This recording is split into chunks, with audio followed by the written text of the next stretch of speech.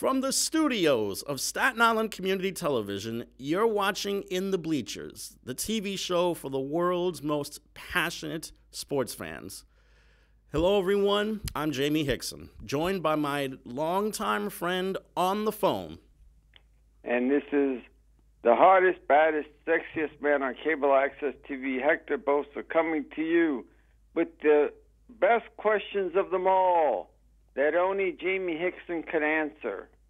So here's my question of the day, or the evening, because I'll be asking plenty of questions for you. And that is, do you think that it's fair for these kids to travel so much?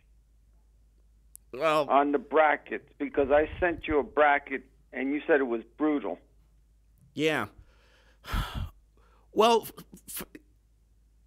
it does not seem fair, no, but these kids are going to have to get used to it. And keep in mind, a lot of these kids, they play travel ball as well, because they'll go sometimes 3,000 miles just to play a high school game or an AAU game. So they're going to have to get used to it if they really want to get to the big time. But to answer your question, no, it does not seem fair whatsoever. I mean, they have to travel 3,000 miles to and from a particular place to play just to try and get their name recognized or heard or their faces seen or their games seen.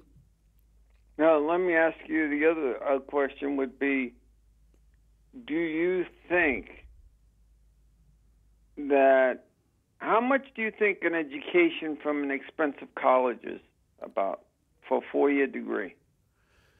Well, let me give you an example. Wagner College, which is barely 20 minutes from here. Right. You know what their yearly tuition is? $50,000 per year. Per year. You know what the enrollment is for the entire school? And that's graduate students and undergraduates. Not even 2,000 students. They draw barely 1,700 to 1,800 students at their campus. And they're charging $50,000 a year in tuition. Now, how much Granted, they're a private school, but at the same time, $50,000 for a 4-year education. That seems a little steep to me. Now, how much do you think a Duke would cost, or your alma mater? Well, it would cost double or triple. Let's see. Almost 30 years ago, when I stepped onto the campus for the first time, tuition was about $5,000 to $6,000 a year. You know what it is now? It's got to be at least 4 times as much. And they're a private university too. Because the reason of my questioning is because right now you have these kids breaking their backs for some of them to get a 4-year education, even though they just go for a year or two just to get noticed if they're the talented basketball player that they are. Mm-hmm. But I'm wondering, when the schools sell out these video games, they make video games out of these kids. Oh, you mean like EA Sports or PlayStation? Exactly. So that's what I'm saying. Does the money that they're getting for their college education match the video game industry? And I don't think that's fair. Not even close.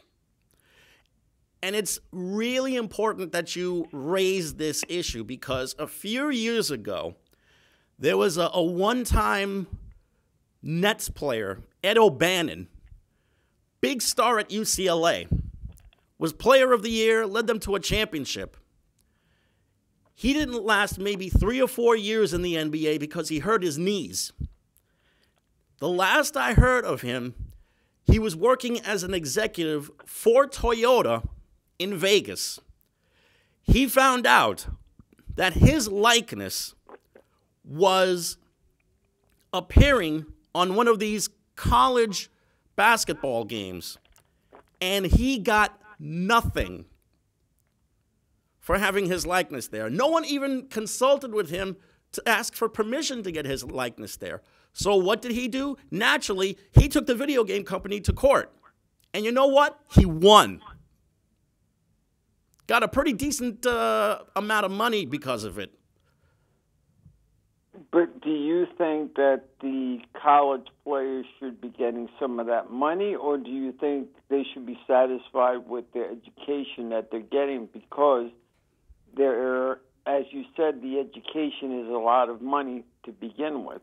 These kids have got to get some kind of money somehow.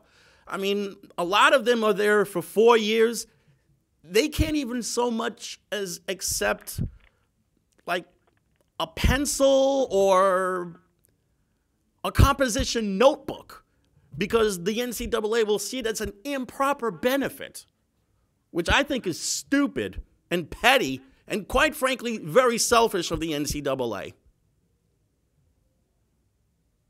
True. So if you had to pay them, what would you pay them? Per year or per game or? I would say for them to live. Just for them to live? Give them at least 5-6 figures. I would say maybe $50,000 to $100,000. I would think that would be more than fair. So you would think that would keep them from going to the pros? I think it would keep them there for at least 2 or 3 years. Let's put it that way. But then again, a lot of these rookies, when they sign their first contracts, they're making a good $5 million right off the bat. So it's going to be pretty hard to keep these kids in for a year or two now that the rookie contracts are big. And keep in mind, the NBA has decided to cut the age limit from 19 to 18, which means you're going to be seeing a lot more of these high school kids probably declare for the draft after high school. Well, I think that's good and that's bad, because as long as if basketball was set up like hockey and soccer and baseball is probably the best example of them all, where you have minor league, pony league, Samson league, the independent leagues too. So, yeah, I think that would be good for them. But if you're coming out at 18, you better be a damn good ball player, because if you don't make it in the G League, that's it. You're done. You can't go back to high school. They were talking about maybe tinkering with the rule where these kids would maybe be granted some eligibility once again in the event that they're not able to cut it in the pros. Oh, to be eligible, at least miss a year and then go back and play for the college. Exactly right. Like they do when a college transfer. Exactly. Oh, I was hearing about this 7'6" kid coming out. You mean Taco Fall? Yeah. Let me tell you, Taco Fall probably did the right thing listening to all of the scouts in the NBA when they told him that he should go back to school for his junior year, because the way he played yesterday against Duke leads me to believe he's going to be a really high draft pick. I think he could be maybe a top 10 pick. Now? Or right now. In a couple of years? Right now. He just completed his junior year yesterday after Central Florida lost to Duke in what was really a terrific game. And seeing the way that Fall wound up playing yesterday, the kid doesn't even have to jump to slam dunk the ball. All he does is put his arms up there, and he'll alter a shot if he's unable to block it. Now, does he have the basketball built, or does he have the Sean Brantley built, or the Manute Bol built? Very skinny. I think Manute's son is more along the likes of Bol. Of his old man. Have you seen Bol? Bol Yes. is practically all bones. And there's a chance he might turn pro also, even though he played just 9 games this year because he hurt his foot.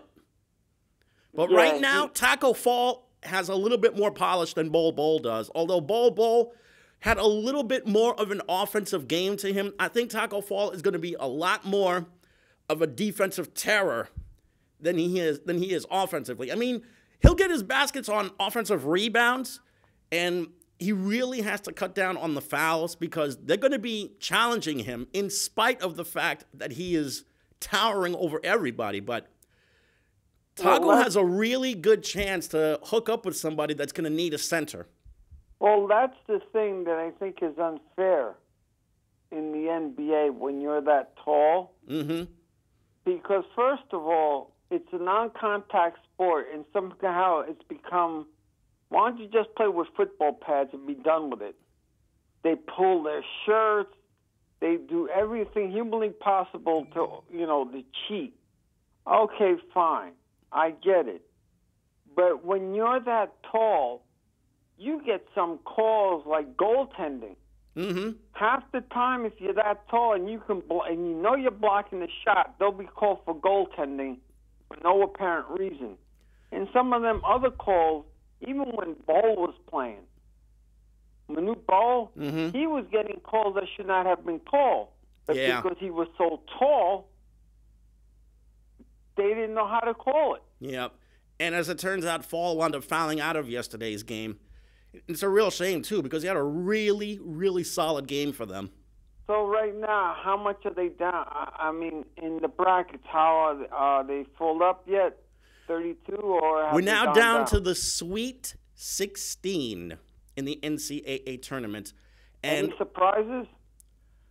Well, the only real surprises were seeing Cal Irvine beat Kansas State in the first round, and also seeing Oregon, which made the tournament as a 12 seed because they had an 8-game to 9-game winning streak going into the tournament, just hammer Wisconsin the way they did. Wisconsin had very, very little success trying to catch up with that Oregon 2-3 zone that they put on them the other day. And then yesterday, Oregon just put the hammer on Irvine.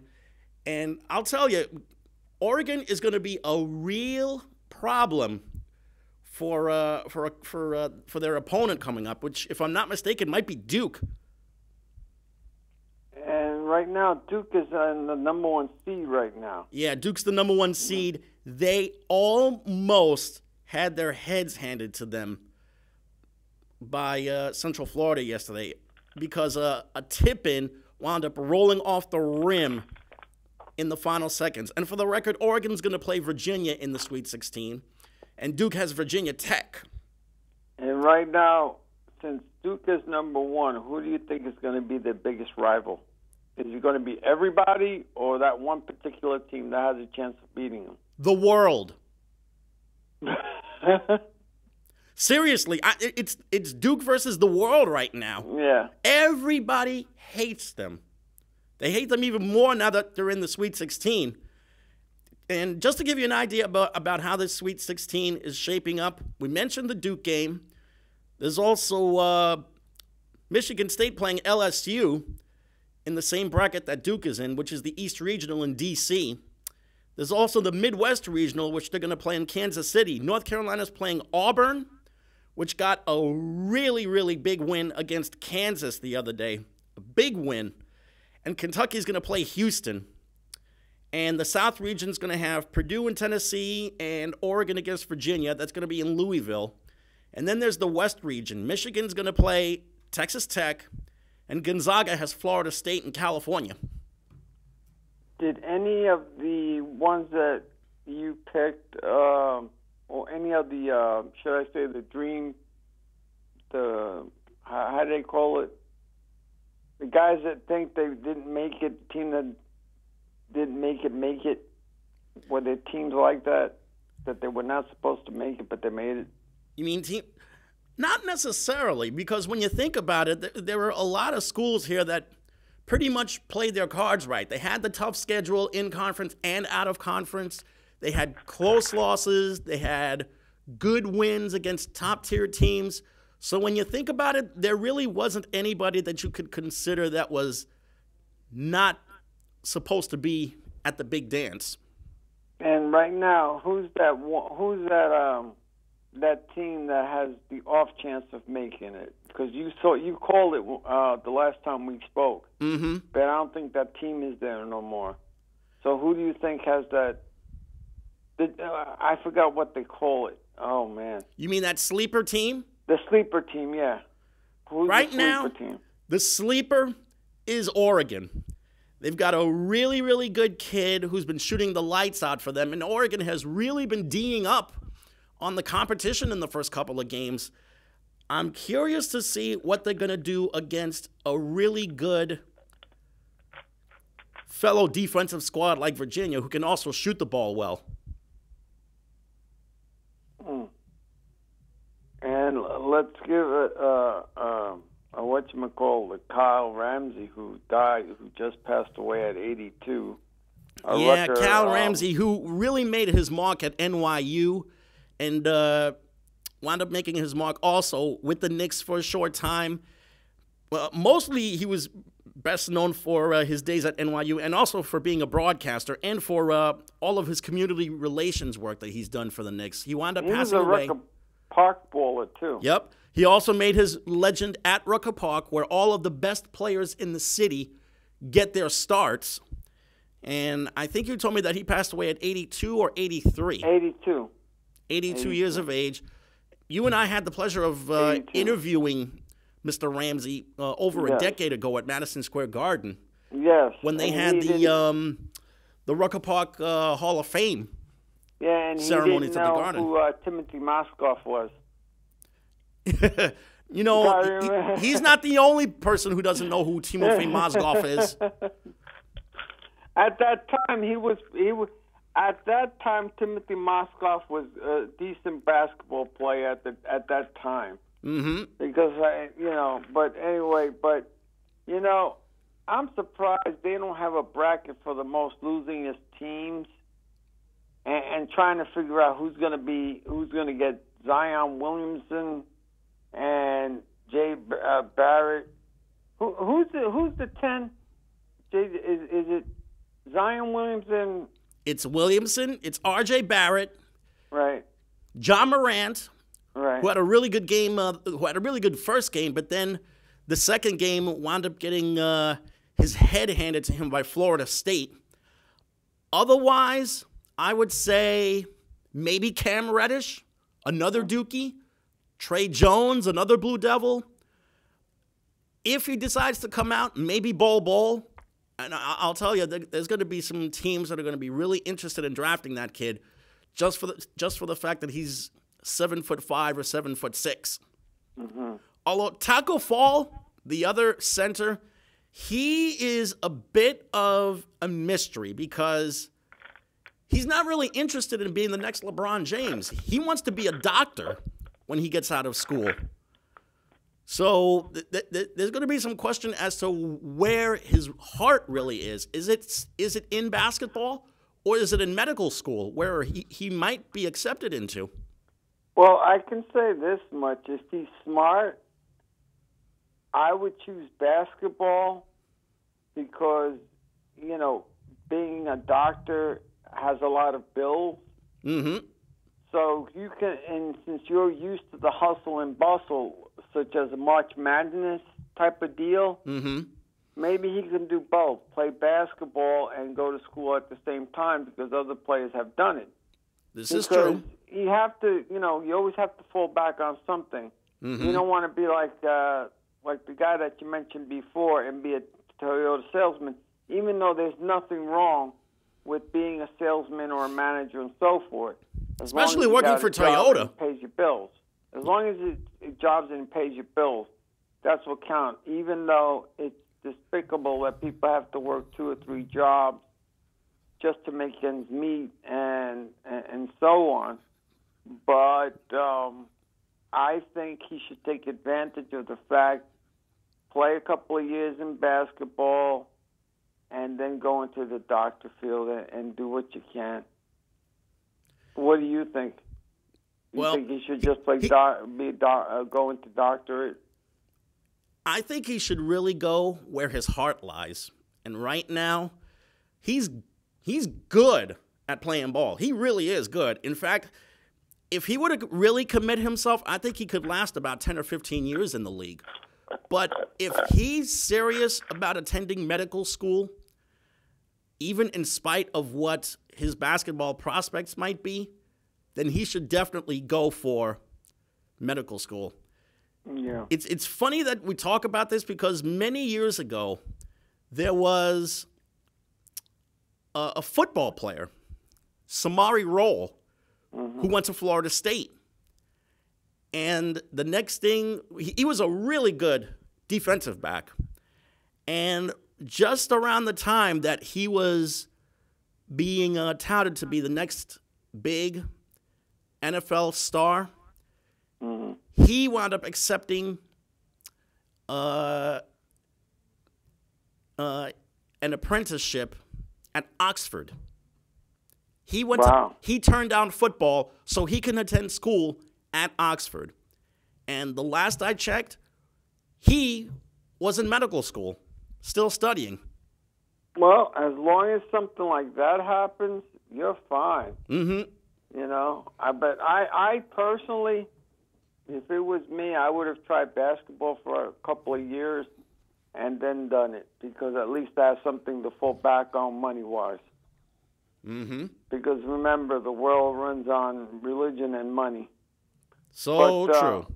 But talking about basketball still, right now you have all these losing teams and all these ping pong balls, and the Knicks are hoping for Zion Williamson, and they don't know who they're going to keep. I know they probably will not keep what's his name?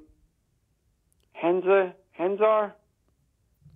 You mean Mario Hezonja? Yeah, I don't think they'll keep him. I really don't.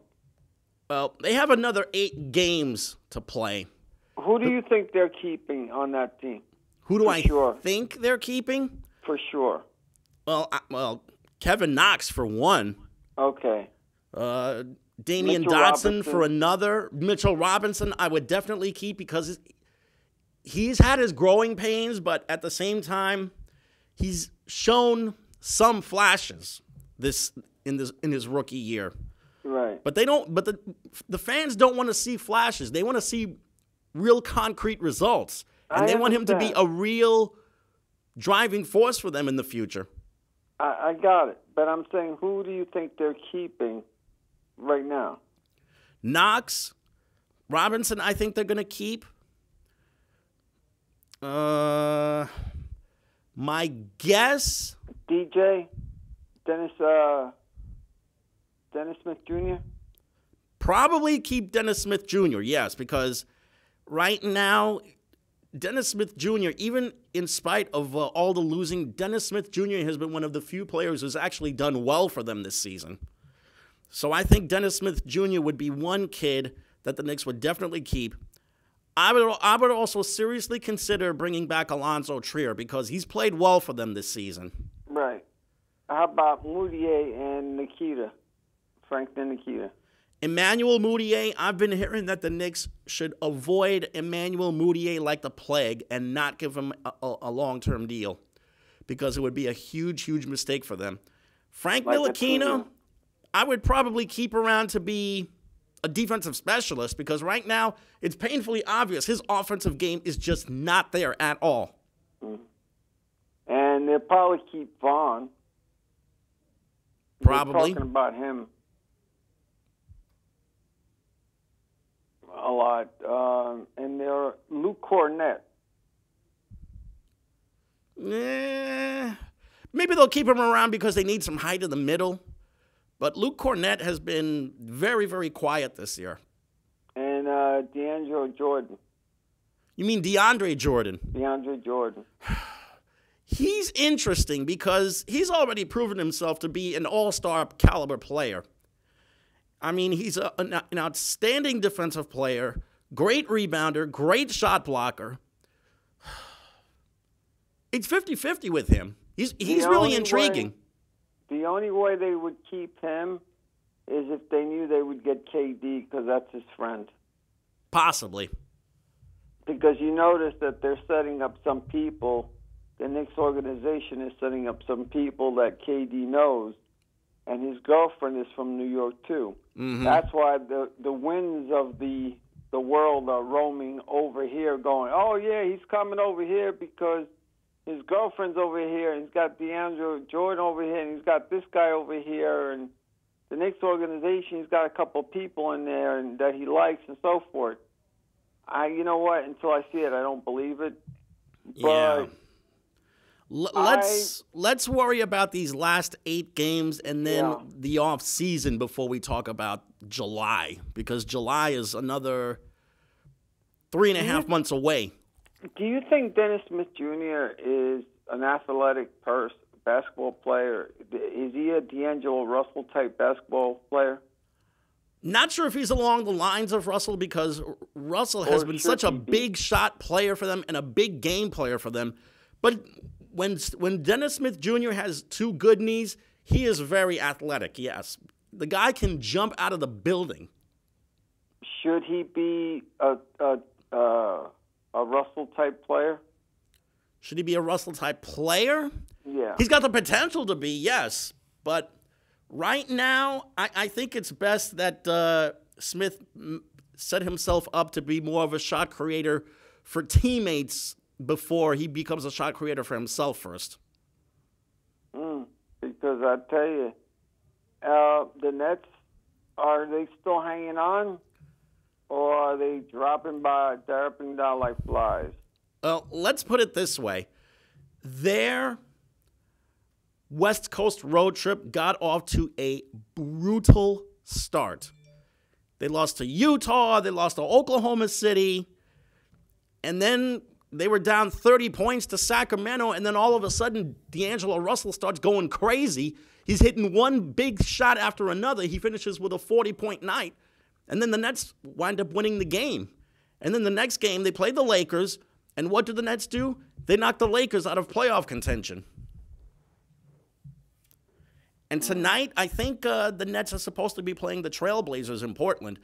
If the Nets can win tonight, then that would really set themselves up for the last 7 games of the season, because the schedule as is already brutal. But as far as the rest of the season for them, they have to play Philadelphia, and if I'm not mistaken, they also have to play, let's see what we have here. Oh, there's Portland tonight, there's Philadelphia on the road, and I think they have the Celtics and the Raptors coming up as well. So the Nets are really setting themselves up to have a really, really strong finish. Here's their schedule. I got a question for you while you're doing that. Go ahead. Is D'Angelo Russell worth max money? He's playing like it, but is he worth max money? I would say yes. He's really grown. He's really grown as a player this season. He's become a really, really tremendous big game player for them, and he's actually matured, not just as a player, but as a human being, to the point where his teammates really, really like him and respect him in the locker room. So I would say yes, I think he is a max player. Did you know that there's another wind of rumor that Jason Kidd could replace Luke Walton? Yes. I've heard that rumor. It is the hottest rumor out there. And let me tell you, Luke Walton has had 5 years, I think, as head coach of the Lakers. Really? Yes. And he had about 3. It's either 4 or 5 years that Luke Walton has been head coach of the Lakers, and not once has there been a single playoff game under Walton's guidance. But has he had the team behind him? That's the thing. Has he had a team that you can say yes? We thought he had that team this year, but unfortunately, there were guys getting hurt. LeBron was hurt. Lonzo Ball was hurt. Brandon Ingram was hurt. And then the next thing you knew, the franchise was just declining badly, losing to teams that they should have beaten, first of all. Right. And second of all, the injuries crippled them. And then we have LeBron saying, well, making the playoffs was not a priority this year. Making the playoffs is supposed to be a priority every single year, especially when they have the best player in the game. If you're trying to rebuild,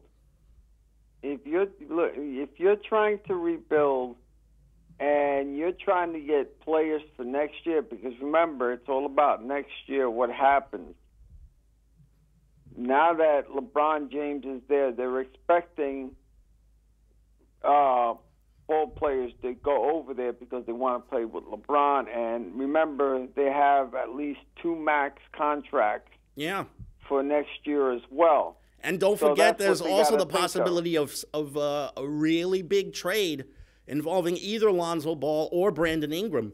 Exactly. So, and then Jason Kidd. Jason Kidd's very dangerous because they make him sound like a sniper sometimes.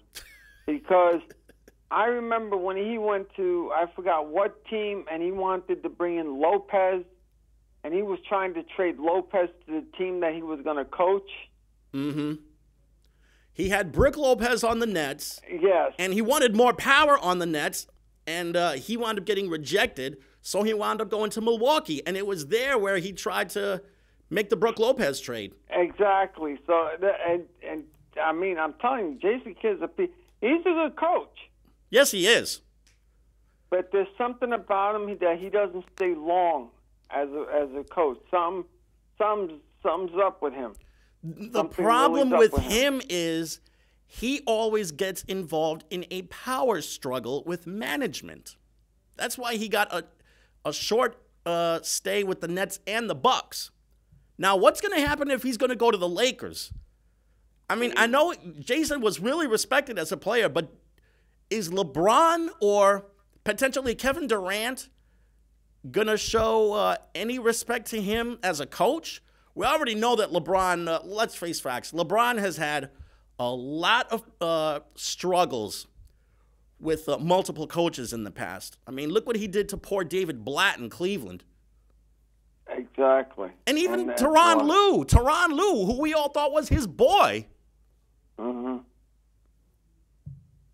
I mean, how many players do you know of that would overrule a coach on a play call?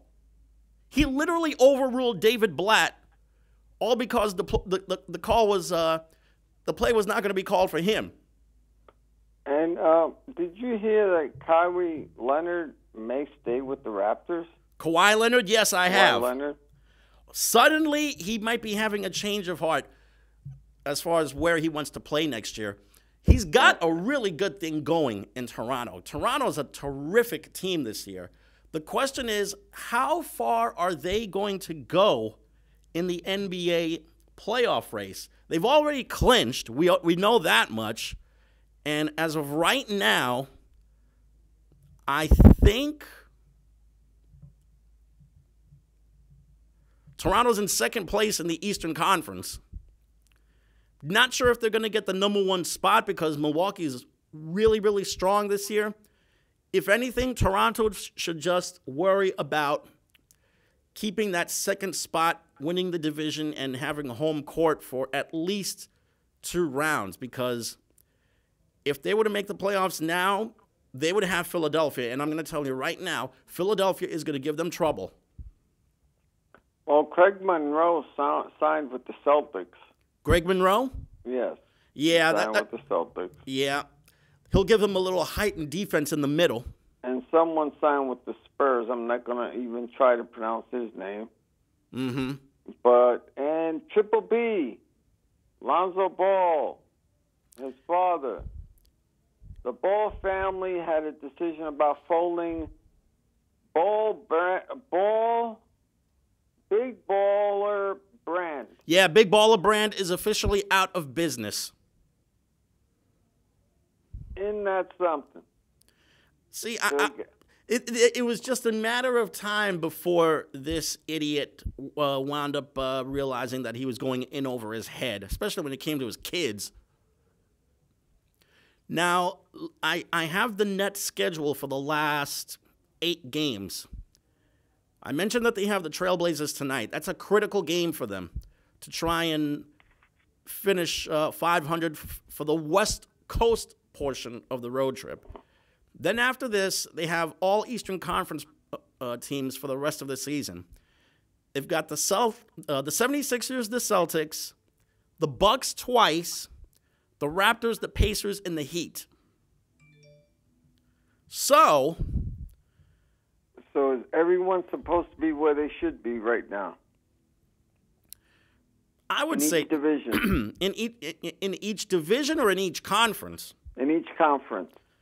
Milwaukee right now is head and shoulders above where they should be over everybody else. Toronto, I think, might be the second best team in the conference, and it's not just because of their standing either. It's because of their overall team. Philly, I think, has height on the front line. If it weren't for Indiana losing Victor Oladipo, they would probably be the second best team in the conference right now. But because Victor Oladipo is not there, the Pacers have declined a little bit. The Celtics have taken a real steep decline. They've gone all the way down to 5th place now.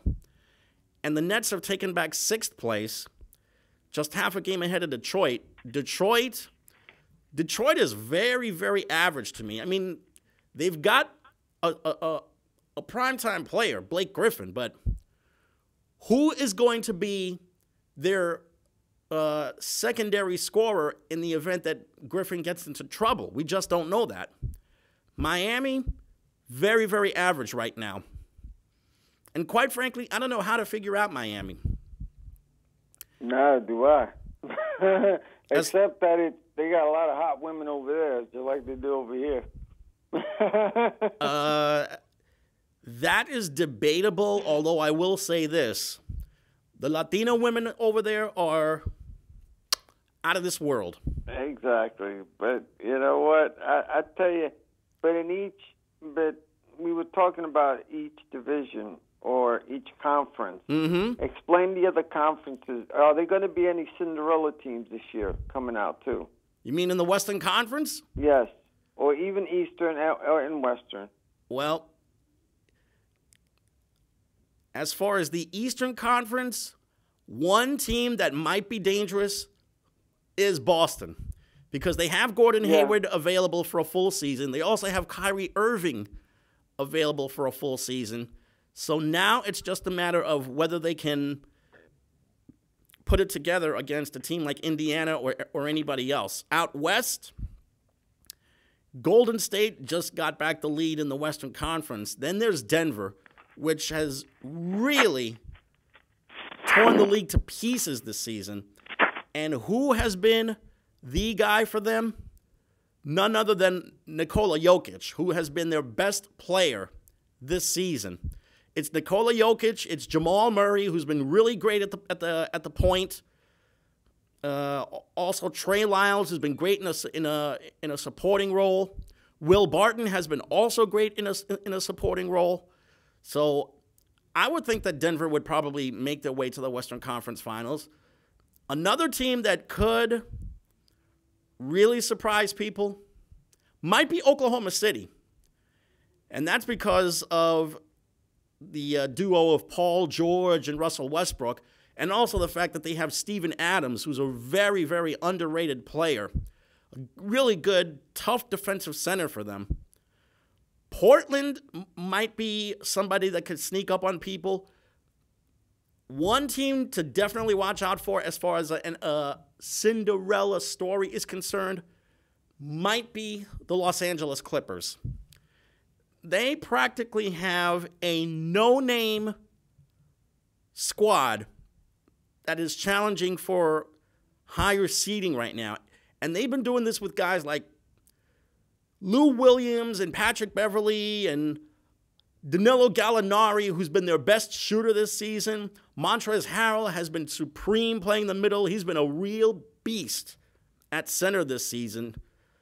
Also, Landry Shamet, Sindarius Thornwell, who's had a solid rookie season. Ivica Zubac, who's been a really good supporting player in the middle. So the one team to watch out for, if you want to call them a Cinderella team, it's definitely the Clippers. In the Eastern Conference, it would definitely be Boston, which is saying a lot considering the guys that they have. This is true. I mean, I was just reading something and about the mock draft for the Jets and Giants. Mm-hmm. And Josh Allen is considered to be for the Jets. Mm-hmm. If I'm the Jets and I'm at number 3, you asked me before whether they should maybe trade down. Let me tell you, if they were to trade down, it would have to be a really, really attractive package for them to do so. But if I'm the Jets, I try and do something to improve defensively, and that is get Josh Allen, who's probably the best defensive player to come out of Kentucky in a long time. Because they got Kyle Murray at quarterback coming out of number 1, Nick Bosa, number 2, Josh Allen, number 3. And that's exactly Devin where the White, Jets are. Number 4, and Quinton Williams, DL Albin. So you have them coming out. There's only 5, but there's more than that. But if that, like you said, if they get a better package, should they pass up on this kid? It's hard for them to pass up on a kid like that, but they would have to get something really, really mind-blowing in order to make a deal. They would have to get at least 3 or 4 draft picks, or 2 now and 2 afterwards, or something, because they maybe can't. 3 or 4 number 1 draft picks. Yeah, they need 2 number 1s and 2 number 2s, something, because they can't let a guy like this go. Now, would you pick Nick Bosa over Josh Allen? Oh, of course. Nick Bosa's a beast. If Nick Bosa falls down to number 3, I would obviously get him. Now they're saying that Kyle Murray is going to go to the the Cardinals. To the Arizona Cardinals, yeah. San Francisco is getting Nick Bosa. Mm-hmm. And that the the Oakland Raiders are getting Devin White. Right. I forgot who's number 5 right now, but they're not showing me who's number 6 right now. Who's the top 10? Mm-hmm. Who's going where? But at least with the Giants right now, the Jets seems to have a direction right now. Finally, after all these years. But now the Giants seem to be in limbo because they traded Odell Beckham Jr., and they say they have a plan. Now, is it one of those plans where we have to wait for a very long – we have to wait and see what their plan is by confidence? Because, this is the New York Giants. This is not the New York Jets. The Giants are supposed to be a team that they know what they're doing. I want to know exactly what this plan is right now, because at this rate, there's not going to be a sniff of a playoff game for the next 2 or 3 years. And if I'm the Giants and I'm picking at number 6, I do something quick. Well, they got Dwayne Hawkins, Ohio State quarterback, at number 6 for them. Mm-hmm. I mean, it makes sense because they do need a quarterback in the worst way. Eventually. But is Dwayne Haskins really the guy that they want to turn their offense over to? Because a lot of these Ohio State quarterbacks, they don't have a long shelf life. Oh, I don't know who's coming out next year or the year after. That's the thing. I don't know right now. Because remember, it's like any good, let's say a good hamburger commercial.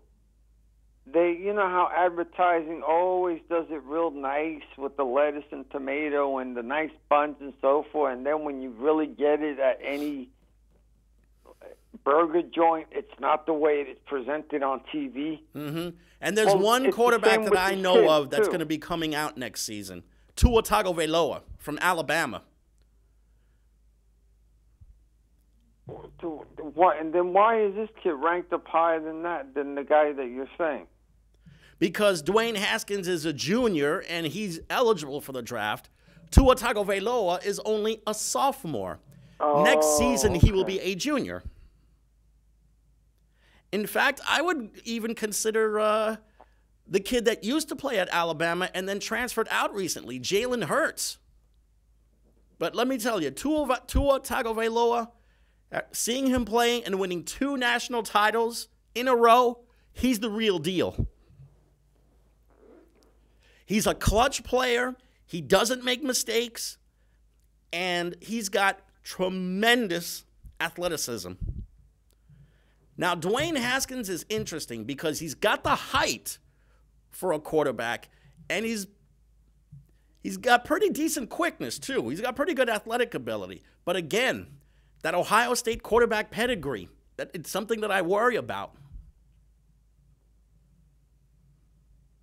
No, I understand, and I really get you. I understand what you're saying.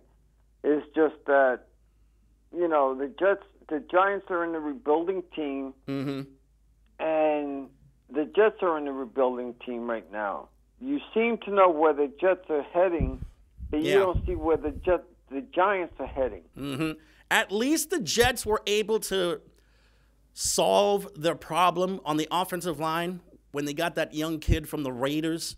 Now all they have to do is get themselves a defender and a wide receiver, and maybe go after a tight end. And they said that they're not finished spending money yet because they still have a $30 million salary cap still open.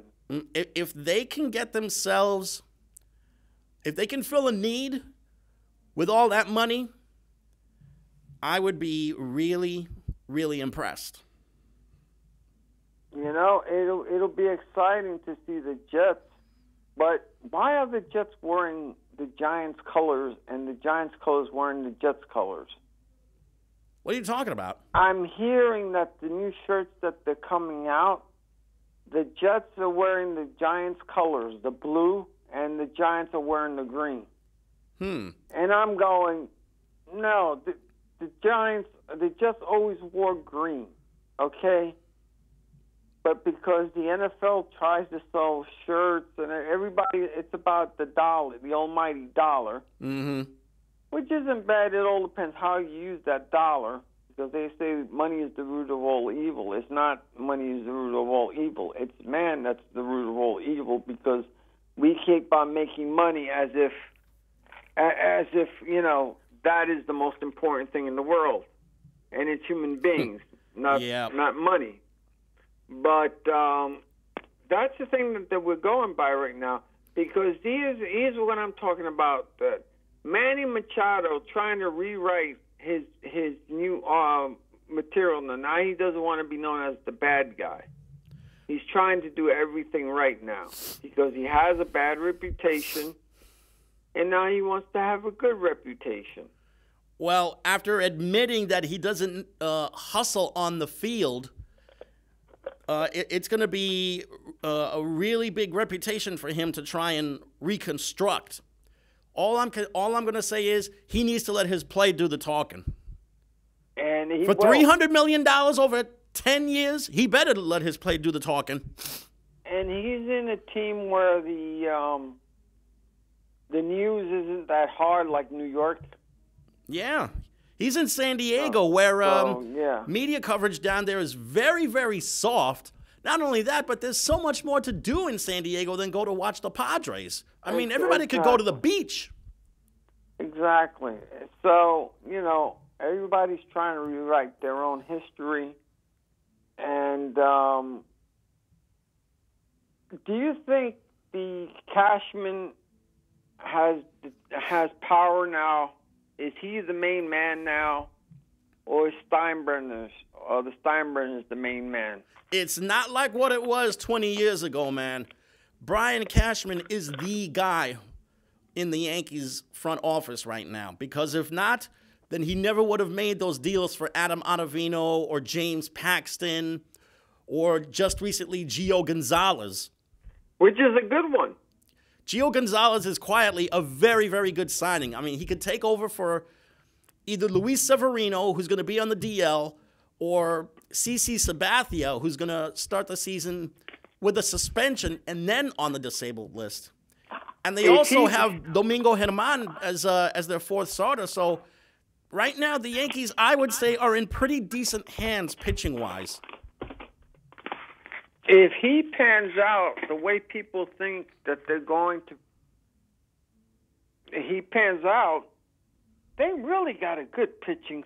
They really got a good, solid pitching team. And once Sabathia and Severino return from their injuries, don't be surprised if you see the Yankees use a 6-person rotation, especially if Gio Gonzalez starts winning some games. You know, it would give people extra. It would give people extra time to in between starts. Mm-hmm. Also, since they don't have doubleheaders anymore, like the way they used to have doubleheaders. Yeah. And secondly, you know, you can use the 6th starter as an in-between guy. Mm-hmm. So, if he's getting throwing bullpens, because I've seen that happen too. Yeah. So, the Islanders are still up there. They're still challenging for that. They're still challenging for that division title. The Rangers' season is over. They were eliminated from playoff contention yesterday. The Devils, they were long eliminated from playoff contention. Right now, all the focus is on the Islanders. And we already know that Tampa wound up getting the most points in the league, so they have the President's Trophy as the best team in the league. So the only races right now are for the wild cards and also the Metropolitan Division and maybe the top spot in the Western Conference, because Winnipeg and Nashville are separated by just 4 points. And for the record, Calgary leads the Pacific with 101 points, so I think they might have already clinched the Western Conference regular season title. It's Winnipeg and Nashville that are going for the lead in the Central Division. So let me ask you, as a New York person, even though you're from Staten Island and the Nets are from Brooklyn, but as a New York person, Mm-hmm. who do you think is going to get the most coverage this year? Is it going to be the Jets? And the Mets are finally building a statue for Tom Seaver and calling it Seaver Street. They're going to make a Seaver Street for Tom Seaver. Yeah, the street really naming ceremony is just the tip of the iceberg right there. But the statue, that should have happened a long time ago. Exactly. They're so damn slow sometimes. I wonder. That's how they say the Yankees have always been a classy organization, because they'll do something. Yeah. But I'm wondering, out of all the New York teams, which one's going to be the big hype? Is it going to be the Jets, the Giants, the Islanders, the Rangers, the Devils, the Yankees, the Mets? Right now, the Bulls, the Cosmos, which ones? The Yankees will take precedence over everybody else. Really? Yes, because with all the moves they made, they're expected to challenge for a championship this year. The Mets are going to be a distant second, although I do like what they did over the offseason. I really like them getting Jed Lowry. Unfortunately, Jed Lowry got himself hurt, so he's going to be out for a while, which means the Mets are going to have to use maybe Jeff McNeil as the third baseman. And also, there's the issue of Yoenis Cespedes, when he's going to be returning from his surgery. Right. But the Mets have done GM-wise, that GM has done really, really well. He's done a lot better than some of the other GMs in the past. He has really gotten himself off to a strong start in this offseason and in this spring training, which, by the way, ends as of right now because the Mets wound up winning in Baltimore. The Mets wound up winning in Florida against Baltimore earlier in the day. So now the Mets can start their season in D.C. on Thursday afternoon. You don't say that the Knicks. So who's third? The Knicks because of what may happen? Is it the Giants on what may happen? Or the Giants coming up and doing what they're doing? Is it the Jets because they have such a good draft coming up and so forth? Lately, it's been the Yankees and the Mets, followed by the Jets and the Giants, because both teams have been making headlines, one for the right reasons, one for the wrong reasons. And then after that is the Islanders. Everybody else is going to take I don't even think they're going to get a second look by any of the fans. You really think that the Knicks, if they get Zion Williamson after the playoffs, if they get the right ping pong ball, they're not going to get a lot of TV coverage? And if KD comes on, you mean there's not going to be a lot of coverage there? I think they'll give them a lot of coverage on the radio and on television. And I think it could probably last for about a week or two. But other than that, the Yankees and the Mets are taking first dibs on TV coverage, man. I don't blame you. I mean, because the Mets, the Boston Red Sox and the Houston Astros are the most dangerous teams out there right now. Yeah, especially in the American League. Okay, now, after that, it's not a toss-up. There's actually other dangerous teams out there. Mm-hmm. But the most coverage that you're going to get is from those three. Right. Now, compare the Yankees to Boston. How do they stack up? The Red Sox are better. How so? They've got the better pitching staff because their staff is healthy. They also have a much better leadoff guy, Mookie Betts, who might be in line for a pretty handsome contract extension one of these days. They've got the pitching staff. They've got a much better leadoff guy. I think the Yankees have more power, but the Red Sox set themselves up more with bigger hits. So you're saying if both teams are healthy, you're saying that Boston is over the Yankees? I think the Red Sox have a slight edge over the Yankees. Yeah. Wow. That's a lot to say because, I keep on hearing on the radio, the Yankees have it over Boston because they'll have better pitching if they're all healthy and so on. And you're saying the reverse. And maybe you're right. And maybe you're right. Maybe you're seeing something that most of those other people are not seeing. Mm-hmm.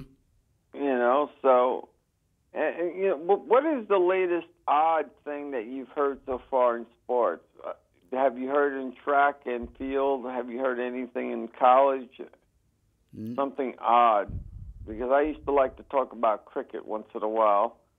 Is there anything that's out there that I should mention that Rob Gronkowski retired from the Patriots after 9 years.